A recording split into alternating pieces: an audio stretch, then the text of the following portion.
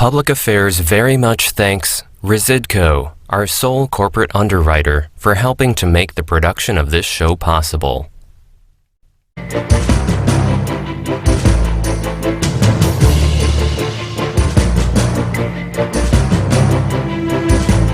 You get rid of him, but you've got these rules that make it very autocratic.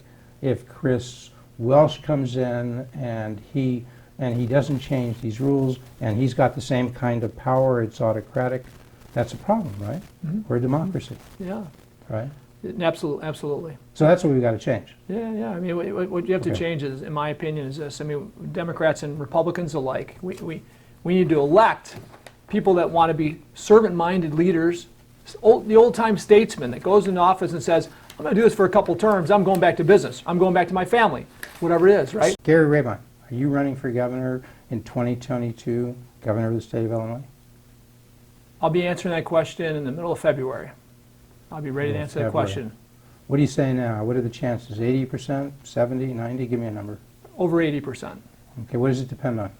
Depends on, I'm meeting with a lot of people that I respect, from leaders in state government over the years to friends of mine in business and politics across the country.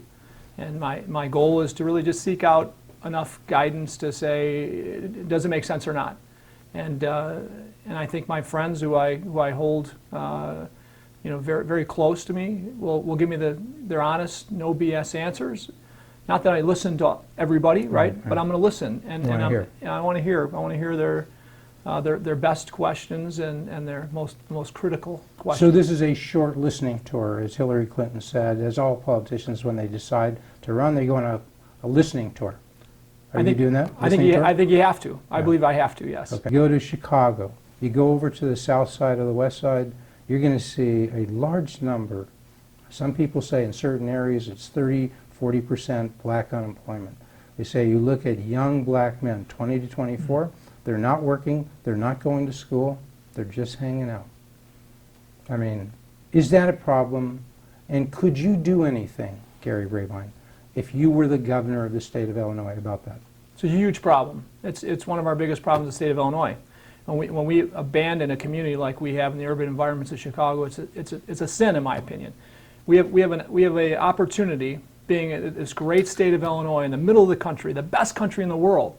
We have an opportunity to be the biggest job creation state in the country, right? Location, infrastructure, natural resources, and great people. There's absolutely no reason why we shouldn't be the leader in the country when it comes to job creation. Instead, we're dead last. We're losing more jobs than anybody else. We are. Per capita. Along with the population going out. Population also. Out-migration, we're number 1, 2, 3, whatever you want to call it. But per capita, I think we're about number 1. Okay. And why? We've got the best state in the country, but we're blowing it. So when that's cured, our urban environment has opportunity that they don't have currently. And I believe opportunity and a vision for jobs and opportunity is what we have to change this. So that's the macro picture. That's how you're going to make Illinois bloom again, a destination state, all that. We'll talk about that during the show. But I want to hone in on the micro issue here. And the micro issue is these gentlemen have some would say they lack skills.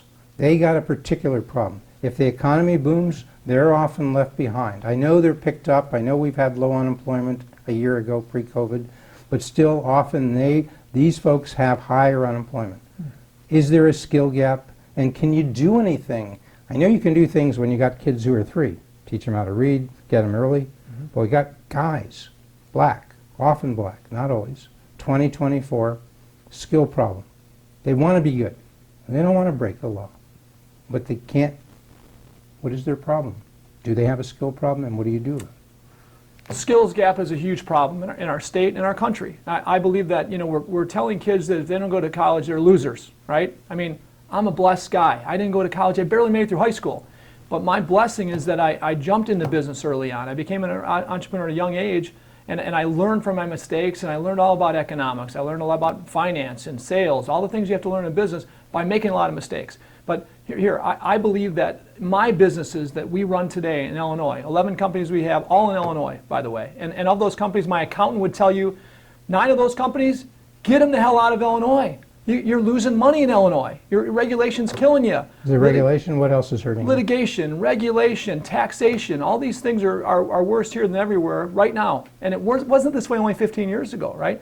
So I'm told this, but okay, back to skills. Yeah. Our businesses... These guys, help me with these 20 to 24-year-old Our businesses are black guys, great businesses to teach people skills without going to college. So in my opinion, I think we've got a deficit of leaders and CEOs in Illinois who, before COVID, had abundance of opportunity that wasn't getting filled. Now, in Illinois and all over the country, we had the lowest unemployment in 50 years, right? In Chicago, also, lowest in 50 years. Yeah. Okay, our urban communities, same thing. Well, we need to get back to there first. Not to say that everything was fixed at that point. No, we had a far lot from of it. work to do because good jobs are abundant, in my opinion, they were in Illinois, and the skills gap is the problem. Hone in. Yeah. We're back there, everything's good, but these kids are hanging around, they're smoking dope, they're selling, they're doing the drug trade, because that's the best opportunity. They don't want to do it, they'd like 9 to 5, they'd like to start out making, $20,000, $25,000 a year, maybe 15, but they don't have that. What can you do? Yeah. You know these folks. You're the Job Creators Network. You know Best Buy. You know all these companies that have Home Depot. They employ lots of people. What can you do, Gary? Yeah, and they're looking for people. They're still even today looking for people. Would they take that guy who's got a skill problem 2024? He may have something on his record even after being the governor has expunged many. He's got a little bit of a record problem. He's got an arrest problem. He's not coming to them perfect, okay? But he wants to be. He wants to be a good employee. What can you do, Gary? Yeah. So in today's environment, it's about understanding, how we bring the business community. The government doesn't solve everything. It can't solve everything. It never will, right? Right. I mean, we need private industry, and we've got thousands of CEOs across Illinois that I'm confident if we leverage them, maybe it's 100 or 200, whatever it is, that employ thousands of people that need teammates, right? I'm confident that they would definitely help in the inner So city. you could put together 20, 25, 30 companies, each 1,000 here, 500 here, before you know it, you're talking real employment. You could do that. Thousands of jobs. You would do that. Absolutely. Make it a part of the state, but what do we call those things? Well, I mean, you can call it incubators of entrepreneurship, Okay, yeah, right? yeah. We've got a amazing leader that I was with yesterday, Corey Brooks. Okay. Corey Brooks, he's focused on this. Tell the people who he is. A lot of folks don't know Corey Brooks is a pastor on the south side of Chicago, and he's so passionate about the Chicago community.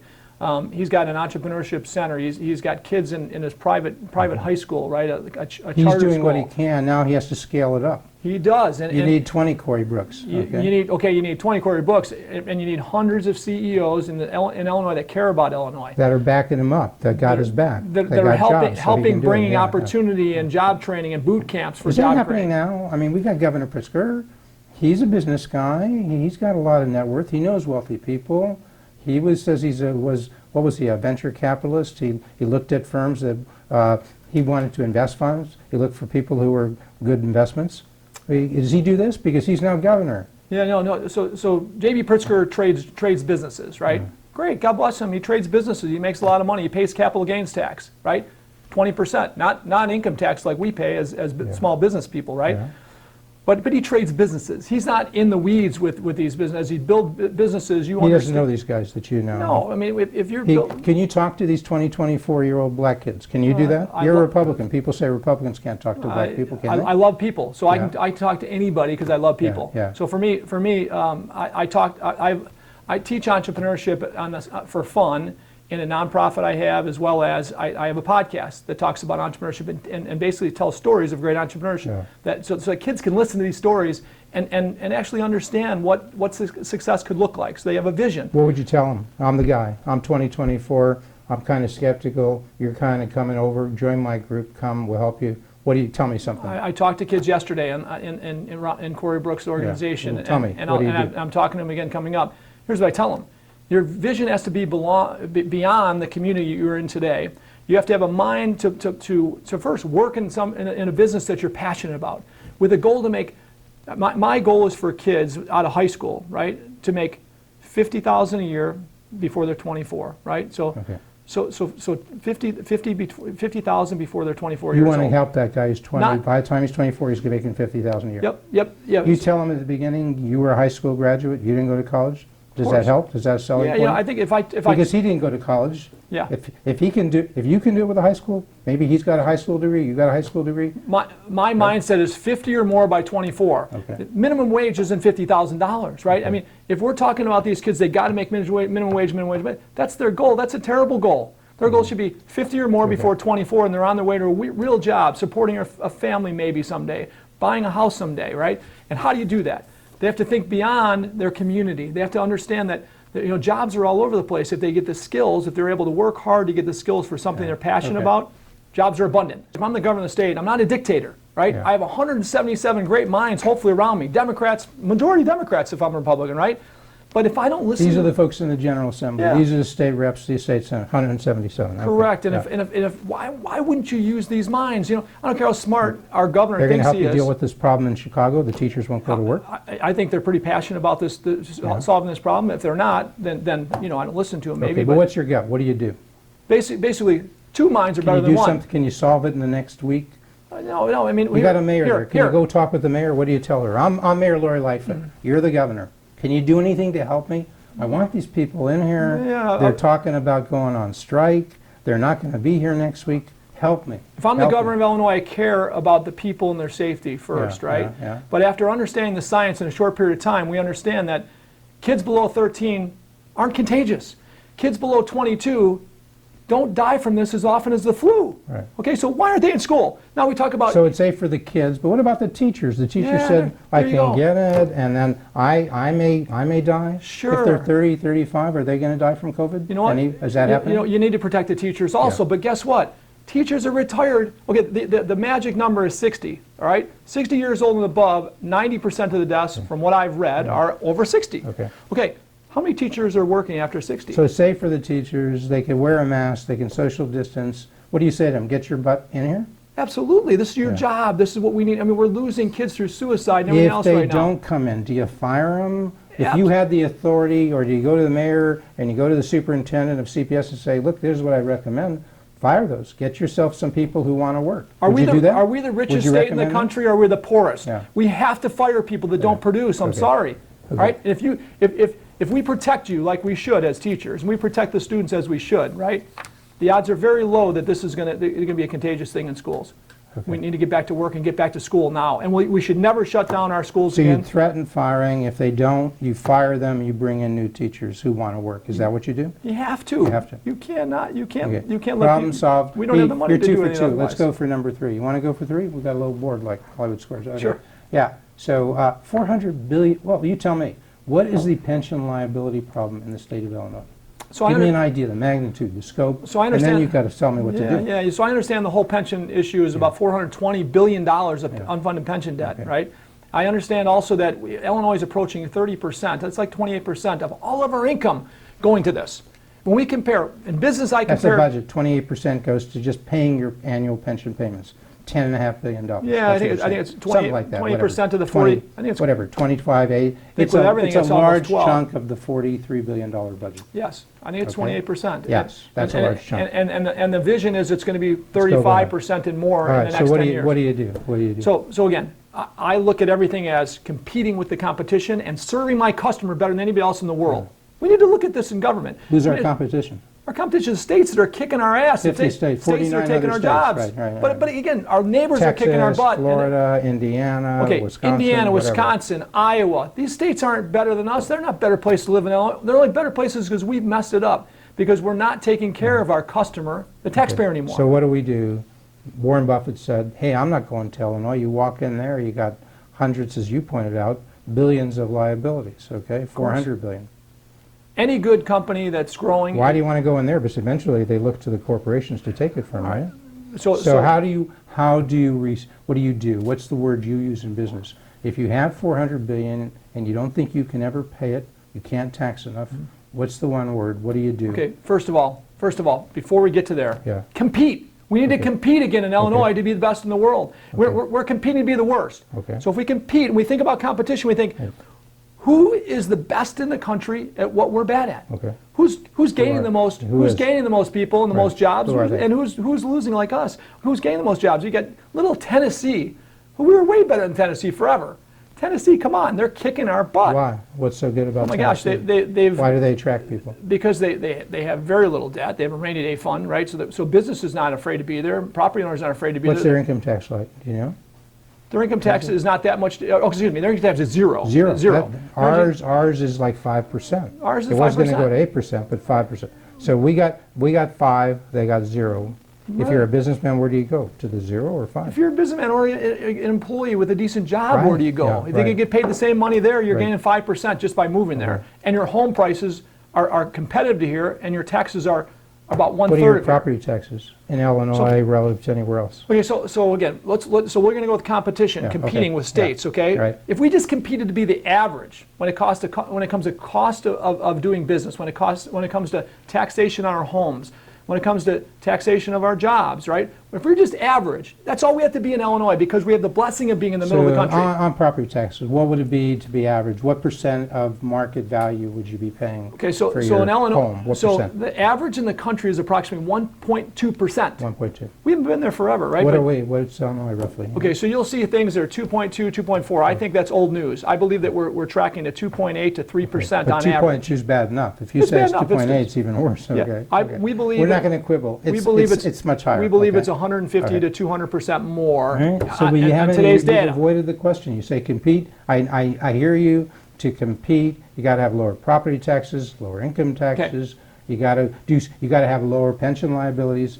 But you got 400 billion. Yeah, that's right. Let's What do you do? Let's just finish on property taxes really quick because it's a critical We're going thing. to run out of time. Illinoisans have lost hundreds of billions of dollars over the last 15 years in real estate values. Hundreds of billions is the number, somewhere around 300 Because billion. why? Because the property tax drives their home equity Because values we're down. 3, 4, 5% of property value on property tax. We're taxed 3, Is that 4%. what you're paying out in McHenry? We're You paying live 4 in McHenry, We're right? paying Woodstock, 4%. right? The example is 4% in Woodstock, Illinois. A $500,000 house 15 years ago is now worth $250. Okay, $150. So even in the so-called Republican area of McHenry County, okay, in Woodstock, that somehow this bad stuff has hit you folks too. Oh, You're not of immune course. from it, okay? Of course, it's one of the highest tax counties in the state of Okay. Illinois. So okay, so you got to get those taxes down. You got to get spending down. You got to be more competitive. But you got still 400 billion in liabilities. Yeah. You keep avoiding it. What do you do? Let's go back to 28%. Okay. Most states are 3 to 5% of their budget is going to the How do pension. we We have get that? 28%. How do we get that number down Can't compete quick? like that. How do we get that number down quick? We have to restructure our pension. Restructure the liabilities. Restructure Well, liabilities. wait a second. This Constitution says Yeah. if they don't want to come in. If I'm a union guy, I say, hey, I'm not going to negotiate with you. I got this Constitution set, and it says I don't have to cut. You can't Yeah. cut my benefits. You know- So why would I negotiate? I'd be kind of foolish, wouldn't I? Well, I guess we let the tail wag the dog then. So what can you do? Can you change the Constitution? When we have less than 10% of our population that's benefiting Yeah. from 90% of our population in Illinois, and 90% is getting robbed and taxed to death. Now, it's not the fault of these I know people, you unfortunately. didn't go to law school. I know you didn't go to college, but you tell me, can you do anything to change that constitutional barrier? Well, you have to have the constitutional change, right? I mean, What do we call that? Amending the Constitution? yeah. And what do we have to do to amend the Constitution? You have to get the. You got to get it on the ballot, You got to right? get on the ballot. And who puts it on the ballot? The legislators. Those 177 ladies and gentlemen, state reps, state senators, they vote to do it. The governor maybe leads them, asks them, but if you're a Republican and you get elected governor, and that's not for 2 years, Yeah. can you really, do you think, persuade these 41 Democrats in the Senate, only 18 Republicans, 73 Democrats in the House to 45? 45, yeah. You're kind of outnumbered. Yeah. So how do you get them to vote your way? So if I Because the run, Democrats say, hey, Okay. we don't want to alienate the unions. We'll just kick the can down the road. Somebody else's problem. I'll be long gone before this hits the fan. so if I run for governor, my goal is to gain more seats, and seats we don't even run in, okay? To gain more seats so that at least there's a little more balance there, a little more fairness and balance. Now, are we going to get to a majority of Republicans? Probably not. So you think So- maybe you could go over there, maybe you could persuade these Democrats to go along with you once you get in? I believe Maybe that even before? I believe that we don't have a visionary with that actually a plan, right? A strategic plan, a strategic plan of the current path we're on, and it's not very clear. It could be much clearer, all right? And where we could be instead if we went on the diets we need to go on now and did what we have to do now, we'll survive and be the best state in the country. You always have to have a plan B. So you tried that, you thought you could amend it, you can't talk sense to these guys. Is there a plan B? Any other way to restructure these liabilities, even if you can't amend the Constitution? Can you do anything else? Well, I think so. I mean, I think there's a lot of things. I believe bankruptcy, is that a solution? it's an option. Can for the sure. state of Illinois file for bankruptcy? Do they have that power? Well, they don't until the courts allow that to Or the feds? to go to vote. You could right? go to the Congress and Yeah, say. that federal government too, right? There's a few options. So if you go to Congress and they say, okay, we'll do it. So that's a good chunk of the 200, of the 400, but not all. Chicago and CPS got another 70 billion, but they can't file for bankruptcy. But who could give them the power? Yeah. Who could you as the governor give them the power? Well, again, Could you pass a law? in a dictatorship, you probably can't. But the right? General And the Assembly- dictatorship today maybe thinks they could, Okay. but But the they're General not Assembly doing that. could. They have the courage to do that, do they? Right. But the General Assembly could, Yeah. right? And if you were the governor, you could encourage them. Again, the Dems got the majorities, but you could go to the General Assembly and say, look, help these cities, help Rockford, help Chicago, help the cities across the state. And folks, and you know, as a businessman, you don't have to file for bankruptcy. Now, if you have the power to, you could go to your creditors, okay, which are the unions in this case, and say, come in and let's cut a deal. You know, Right. restructuring without bankruptcy. Because now they might do it because you got the power. Because if they don't come in, then you could file for bankruptcy, and then a judge could tell them what to do, right? I mean, so well, right. So you talk about power, Yeah. and it's not about power. It's about actually, it's about, creating a vision that people from all sides can understand and create clarity in the vision. Now, there's going to be bad people on both sides, Right. or whatever, Okay. that don't want anything to get done because they temporarily are winning with this pyramid scheme. Okay, but anybody that's honest, if they can understand the vision and the darkness of the vision ahead for Illinois, they're going to hopefully want to help and change. Republican, Democrats alike, in my opinion. I'm a little naive because I believe in a win-win, right? Right. But I'm confident that can happen. What's special about you? You know, we're talking lots of names. Richard Porter will be here perhaps next week. We'll find out what he's doing. He's a possible candidate. Todd Ricketts is a possible candidate for governor. State legislator Darren Bailey, he's another. What's so special about Gary Rabine if you decide to run? Yeah, so I believe those names you mentioned are good people that if they run, they want to do it to make a difference, right? Yeah. I believe that everything I do in my life and my businesses, if we don't differentiate very strong, we're not going to be the best at what we do. I believe in government, an entrepreneur like myself. More than these guys. Oh, On absolutely. average, not all of them, but absolutely. is that that's one of the distinguishing? You're not running down your competition, but that's, you think, one of your strengths. Absolutely. Is that right? All I've focused on my career for the last 38 years is creating jobs, building business, creating jobs. So in that effort, I have to understand what limits our ability to do that. And what limits our ability to do that is bad regulation, high taxation, and all the things that are killing Illinoisans, right? Jobs in Illinois. So my opinion is it takes an entrepreneurial mind to create an entrepreneurial spirit in Illinois like we haven't had in a long time. We've done a lot on the economy. We've done and Illinois' particular problems and how to change it. We haven't mentioned the big gorilla in the room, which is COVID, because around March, what did the governor do about COVID, and was it the right thing? And had you been there, even if you didn't know what happened in the last 9 months, what do you think you would have done in March?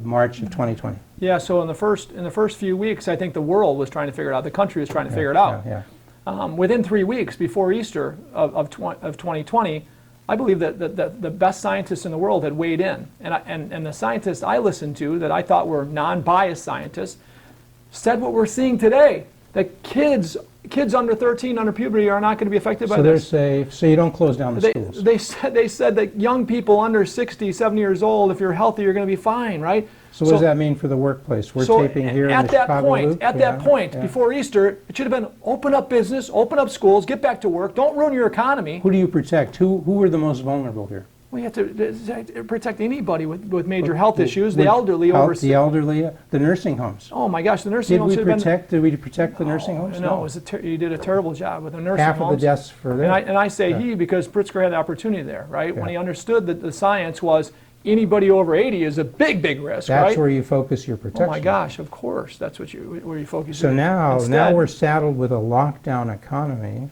I know you couldn't be governor before at all till November 22, but if you could be governor this month, what would you do in January of 2021 with this economy right now? Schools, businesses, what would you do? I mean, come on, you open it up with great caution and great safety and great, consciousness on how you protect the sick, protect the elderly, protect the kids, even though the risk is low. Protect the teachers, even though there aren't many of them under 60, right? Protect the teachers if they have health issues and everything else, But right? the ones who don't come back, Get back to school, they get can back have to work. masks on, they can be social distance. Of course. But those teachers who are 20 to 50, they're pretty safe. The risk is not high. They think it is work. People say masks work, well then fine, wear a mask, right? Of course, Yeah. of course. Protect yourself in any way you So want. then Wear your a mask, economy wear a comes shield, back. whatever you Because if you want. don't, what's happening to these people who are staying at home? What's happening to these people who are unemployed?